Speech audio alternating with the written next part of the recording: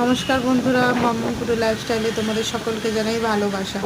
গ্রামেলের উপদ্রবে সকাল থেকে চারিদিক থেকে সতর্ক বার্তা জারি করছে, তোমরা সবাই জানো।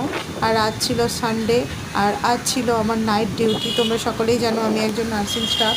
তো সব কিছু উপেক্ষা করে আমার কুটুকে তার ঠাকুমা আর পাপার কাছে রেখে দিয়ে মনের কষ্টে বেরিয়েই আসতে হলো। তাই বুঝতেই পারছো, কারণ আমাদের কোনো ছুটি থাকে না, ডিউটি মানে তোমাকে করতেই হবে, এইরকমই অবস্থা। তো তাও আকাশের অবস্থা খুব খারাপ, অনেক ঝোড়ো হাওয়া দিচ্ছে, রাস্তায় দেখতেই পাচ্ছ গাড়ি ঘোড়া খুবই কম। তো তাই সব কিছু ঠাকুরের নামে বেরিয়ে পড়লাম।